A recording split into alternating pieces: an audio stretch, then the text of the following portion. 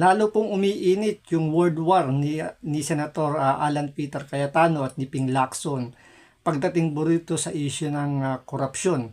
Dahil inaakusahan po ngayon ni Ping Lacson at tinatrabaho po talaga ng todo itong si Senator Alan Peter Cayetano at nagbanta nga siya na ipakukulong nga itong si Senator Alan Peter Cayetano doon sa Payatas Quezon City Jail sa may Payatas nga. At dahil nga sabi ni Ping Lacson na marami na raw siyang nakita na pwede maging ebidensya para nga daw patutuhanan na may involvement daw sa sa flood control itong si Senator Alan Peter Cayetano. Kaya dito may buwelta si Senator Alan Peter Cayetano kay Ping Lacson na parang patama ito na naglilinis-linisan lang itong si Senator Ping Lacson. Dahil lang iniiyak-iyak nga niya rito, di ba, na nabahiran daw yung kanyang dignidad, na iningatan daw niya na napakatagal na panahon, tapos sisirain lang daw ni Alan Peter Cayetano. Kumbaga, hindi niya matanggap yung kaya talagang pinipersonal niya itong issue na to at talagang babawian daw niya si Senator Alan Peter Cayetano. Kaya dito sa naging statement ni Senator Cayetano, may mga patama siya dito kay Ping Lacson na akala mo napakalinis na senador na walang bahid ng korupsyon ang nakadikit sa kanyang pangalan.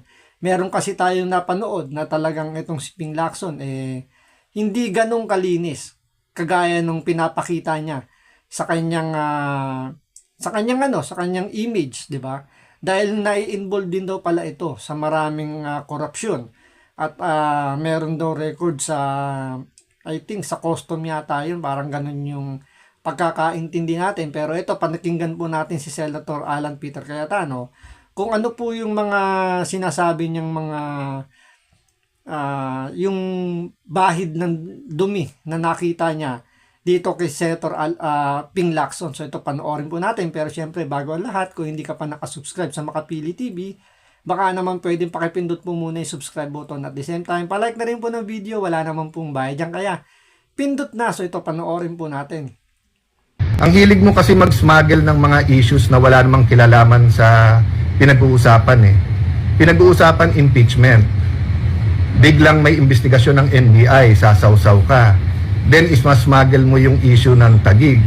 You want to cement kasi all these issues na para ikaw lang ang bida.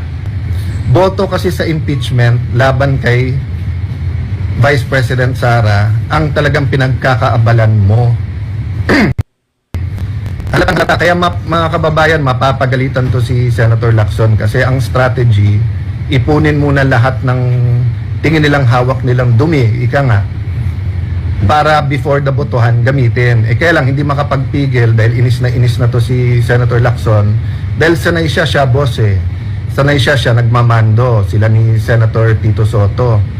Ang problema nga natanggal, tapos hindi rin binalik sa kanya committee, tapos ngayon syempre ang nasusunod sa Senate si Senator Win Gatchalian at si Senator Chis Escudero dahil impeachment so nahihirapan siya, tapos proxy niya sana si Senator Erwin kaya pinagsasalita niya. Ang problema, syempre natamaan din yung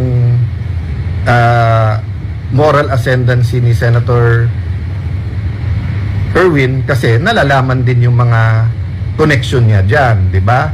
So, nung una, Senator Panglito Lacson was targeting Senator Erwin, kaya nga yung contractor, di ba, sa opisina niya, sa Senate, may ebidensya daw siya. Senator na, sa iba naman nanggaling to, yung sinabi Senator na may party list, na may mga problema din yung mga kontrata and everything. Pero nung naging bata na niya at nauutusan na niya, kampi-kampi na, di ba? So, nung May 11 na pumayag ako sa grupo na ako ang kandidato ng Senate President, we were really hoping na priority yung moral recovery natin, economic recovery natin, a fair impeachment, tapos finding a way forward with the administration kung paano ayusin tong flood control problem, yung repentance, reform, accountability. Ang problema, hindi papayag si Senator Lacson na hindi siya boss. So ulitin ko po, dalawa po kasi yung ghost, di ba? Ang ghost is project at saka ghost po is people, di ba? Yung sa Pinoy ba, marami pa ring maniniwala na Pagka mali yung pagkamatay, may multo, may ghost. So wala pong ghost sa amin, ghost po na ghost project. At kung sasabihin niya ghost ng Kuratong Baleleng, and with all due respect kasi napakalapit ko rin sa pamilya po ng Dacer, sa Dacer Corbito double murder, yung ghost nun na hinohunt pa rin kung sino yung tunay na nagpatay at yung mga mastermind nun, wala po sa Taguig yun, Senator Lacson. Hanapin mo kung nasan yung mga ghost na yon, di ba? Ang hilig mo kasi mag-smuggle ng mga issues na wala namang kilalaman sa pinag-uusapan eh. Pinag-uusapan impeachment. Biglang may investigasyon ng NBI, sasawsaw ka. Then ismasmuggle mo yung issue ng Taguig. You want to cement kasi all these issues na para ikaw lang ang bida. Hindi naman po ako nakikibida eh. 'Di ba si Senator Marcoleta, alam namin ginawa mo behind the scenes, yung case build up, hindi mo naman trabaho 'yon. Tayo matagal tayong magkasama, kilala ko rin naman yung mga nagbibigay sa iyo pag eleksyon eh. Di mo naman dineclare, 'di ba? O so plunder din ba 'yon?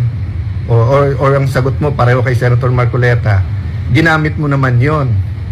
O 'di ba? Ginamit mo naman 'yon.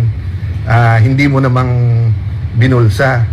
Kaya nga sinasabi nung mga lawyers, 90% to 100% makukulong kung yung doktrina kay Marcoleta ay gagamitin sa lahat, di ba? So guys, integrity napaka-importante sa church, sa school, sa teachers, sa isang bansa, sa ekonomiya natin. So, seryosohin natin yung impeachment. Kaya kami nililito eh. Kasi bukas supina pag-uusapan, Tuesday yung NBI. Yon, tapos yung NBI sinupina yung organizing committee ng Southeast Asian Games sa Friday. So, maging, kanina sabi ko, yung hate the sin, not the sinner. So, wala pa naman ako dun sa hate the sin, love the sinner. Lalo kung kadebate mo, kasi minsan, syempre, tao ka rin. But, kailangan dumating tayo doon, di ba? But the very least, don't hate the sinner. So, may pag-asa ka pa, Senator Lacson, kasi may history ka naman ng paninindigan. Tapos, alam mo naman sinong mastermind, alam mo naman saan napunta yung pera. Ilan na lumapit sa'yo na may ebidensya, kaya lang tinalikuran mo na, kaya hindi ka kinakausap. Pero pagka tinalikuran mo yung amo sa admin at binalik mo, yung integrity is within your hands, hindi sa akin. Pag ang tao may integrity, walang makakasira nun. So kahit pagbintangan mo ako at sabihin mo, tinitira ko integrity mo. So lahat ito, ang daming nagpo-post sa kahit anong site, ang daming nagpo-post about you. So hahanapan mo ng dumi yung bawat Pilipino na tingin na wala kang integrity or na sinanla mo yung integrity dyan sa flood control issue na yan. Pwede tubusin. So, kung narinig nyo yung mga sinabi rito ni Senator Alan Peter Cayetano, parang hinubaran niya rito si Ping Lacson. Nakakala mo siya na yung pinakamalinis na senador. Andyan yung Kuratong Baleleng, di ba? Alam naman natin, ewan ko sa mga sa mga kaidaran natin, mga batang 90s. Siguro narinig nyo na yung Kuratong Baleleng na yan at involved dyan si Ping Lacson. At marami nagsasabi doon na nagkaroon ng hocus-pocus yung issue na yon. So, hindi natin masyadong nasubaybayan yun kasi medyo bata pa tayo nun. Pero, na-involve doon si Ping Lacson. Tapos, may nabanggit pa rito si Senator Alan Peter Cayetano na smuggled. So, meron ding sinabi siya ditong cement. So, ito yung narinig nating balita doon sa custom kung saan nga daw, meron daw involvement din itong si Senator Ping Lacson doon sa smuggled cement na nangyaring issue nung panahon to ni Pangulong Duterte nung inupo niyang commissioner ng custom si Nicador Paeldon. So si Nicador Paeldon po yung naglabas po ng issue na yan na ang backer nga daw po nung isang naglalabas daw ng mga smuggled cement, walang iba daw kundi si Senator Ping Lacson. So hindi po natin alam kung ano po yung nangyari po sa kaso na yon, kung nag-prosper ba yon or natabunan gawa nga ng mga panahon na yon, mga sipsip po yung mga senador kay Pangulong Duterte at hindi natin na po nasundan masyado kung ano po yung nangyaring issue sa issue na yon. Pero dito nilalabas lang ni Senator Alan Peter Cayetano na Etong si Ping Lacson, may bahid din po ng korupsyon. Kahit na talagang maligo siya ng ilang beses, lalabas at ito ay didikit sa kanyang katawan. So hanggang dito lang po muna. Maraming salamat po sa panonood. Ingat po kayo lagi. God bless.